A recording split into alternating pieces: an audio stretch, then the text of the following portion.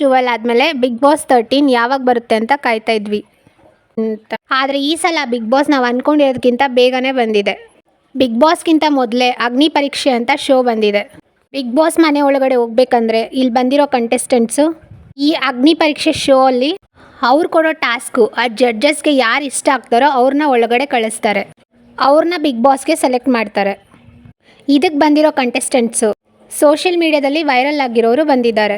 ನಾವು ನೋಡದೇ ಇರೋ ಹಲ್ವಾರು ಜನಗಳು ಇದರಲ್ಲಿದ್ದಾರೆ. ಇವರೇ ಹೇಳಿರೋ ರೀತಿ ಬಿಗ್ ಬಾಸ್ ಅಗ್ನಿ ಪರೀಕ್ಷೆಗೆ 60 ಜನ ಬಂದಿದ್ದಾರೆ. ಅವ್ರು ಸೆಲೆಕ್ಟ್ ಮಾಡೋದಕ್ಕೆ ಒಬ್ಬೊಬ್ರಿಗೆ ಒಂದೊಂದು ಥರ ಟಾಸ್ಕ್ಗಳು ಕೊಡ್ತಿದ್ದಾರೆ. ಅವ್ರು ಕೊಡೋ ಟಾಸ್ಕು ಯಾವ್ಯಾವ ರೀತಿ ಇದೆ, ಒಬ್ಬೊಬ್ಬ ಕಂಟೆಸ್ಟೆಂಟ್ಸ್ಗೆ ಒಂದೊಂದು ಥರ ಟಾಸ್ಕ್ಗಳನ್ನ ಕೊಡ್ತಿದ್ದಾರೆ. ಈಗ ಪ್ರೋಮೋದಲ್ಲಿ ಯಾವ್ಯಾವ ಥರ ಟಾಸ್ಕ್ಗಳು ಕೊಡ್ತಿದ್ದಾರೆ ಅಂತ ನೋಡಿದ್ದೀವಿ. ಇವ್ರನ್ನ ಸೆಲೆಕ್ಟ್ ಮಾಡೋಕ್ಕೆ ಜಡ್ಜಸ್ಸು ವಿನಯ್ ಗೌಡ, ಸಂಗೀತ, ಚಂದನ್ ಶೆಟ್ಟಿ ಮತ್ತು ಶ್ರುತಿ ಇವರು ಬಂದಿದ್ದಾರೆ. ಇನ್ನು ಚಂದನ್ ಶ್ರುತಿ ಅವರು ಬಿಗ್ ಬಾಸ್ ವಿನ್ ಆಗಿದ್ದರು. ಸಂಗೀತ ಮತ್ತು ವಿನಯ್ ಅವರು ಫಿನಾಲೆ ಗಂಟ ಬಂದಿದ್ದರು. ಆದರೂ ವಿನ್ನರ್ನ ಯಾವ ರೀತಿ ಇಷ್ಟಪಡ್ತಾಯಿದ್ರು ಇವ್ರನ್ನೂ ಅದೇ ರೀತಿ ಇಷ್ಟಪಡ್ತಾಯಿದ್ರು. ಇವರಿಬ್ಬರು ಟಾಸ್ಕ್ಗಳು ತುಂಬ ಚೆನ್ನಾಗಿ ಮಾಡ್ತಾಯಿದ್ರು. ಇದೇ ಕಾರಣಕ್ಕೆ ಇವ್ರನ್ನ ಜಡ್ಜಾಗಿ ತಗೊಂಡಿದ್ದಾರೆ.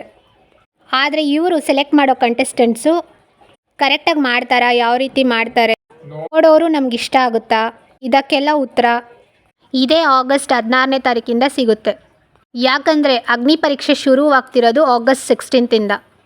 ಅಂದರೆ ಇದೇ ಭಾನುವಾರ 9 ಗಂಟೆಯಿಂದ ಶುರುವಾಗ್ತಿದೆ. ಇದ್ರ ಬಗ್ಗೆ ಎಲ್ಲರಿಗೂ ಕ್ಯೂರಿಯಾಸಿಟಿ ಇರುತ್ತೆ ಯಾವ ರೀತಿ ಇರುತ್ತೆ ಅಂತ. ಪ್ರೋಮೋಗಳು ನೋಡಿ ಇವಾಗಲೇ ಗೊತ್ತಾಗಿದೆ ಯಾವ ರೀತಿ ಇರುತ್ತೆ ಅಂತ. ಆದರೆ ಕಂಪ್ಲೀಟ್ ಎಪಿಸೋಡ್ ನೋಡಿದ್ರೇ ಇದ್ರ ಬಗ್ಗೆ ನಮಗೆ ಗೊತ್ತಾಗೋದು. ಕನ್ನಡದಲ್ಲಿ ಮೊದಲನೇ ಸಲ ಈ ರೀತಿ ಮಾಡ್ತಾ ಇರೋದು.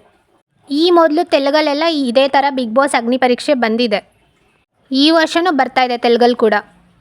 ಯಾರ್ಯಾರೆಲ್ಲ ಕಾಯ್ತಿದ್ದೀರಾ ಬಿಗ್ ಬಾಸ್ ಅಗ್ನಿ ಪರೀಕ್ಷೆಗೆ ಕಮೆಂಟ್ ಮಾಡಿ ತಿಳಿಸಿ. ಇನ್ನೂ ಇದೇ ಥರ ಅಪ್ಡೇಟ್ಸ್ ಕೊಡ್ತೀನಿ. ಚಾನಲ್ನ ಸಬ್ಸ್ಕ್ರೈಬ್ ಮಾಡ್ಕೊಳ್ಳಿ.